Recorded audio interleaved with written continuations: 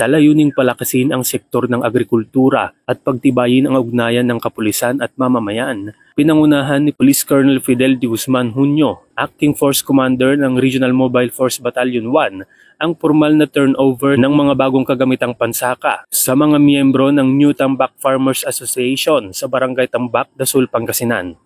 Naisakatuparan ang proyektong ito sa pamamagitan ng pagkikipagtulungan ng 105th Maneuver Company sa pamumuno ni Police Captain Chris Eson A. Soriano, katuwang ang Department of Labor and Employment ng Western Pangasinan, lokal na pamahalaan ng Dasol at Dasol Municipal Police Station.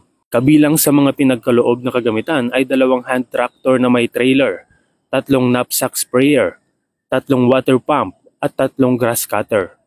Umabot sa halagang 362,900 pesos ang kabuuang halaga ng mga kagamitang naipamahagi sa mga benepisyaryong magsasaka. Inaasahang malaki ang maitutulong ng mga kagamitang ito sa pagpapadali at pagpapahusay ng trabaho sa sakahan na magreresulta sa mas mataas na ani at mas maayos na kabuhayan. Makakatulong din ito sa pagtitiyak ng sapat na supply ng pagkain at sa patuloy na pag-unlad ng mga liblib na lugar sa Pangasinan. Ang inisyatibong ito ay hindi lamang nakatuon sa pagbibigay ng tulong teknikal, kundi isa ring konkretong hakbang sa pagsusulong ng pag-asa, kaunlaran at pagkakaisa ng mga komunidad sa kanayunan. Ang ganitong mga proyekto ay nagpapakita ng tunay na diwa ng bayanihan at malasakit na siyang pundasyon ng isang matatag at maunlad na lipunan.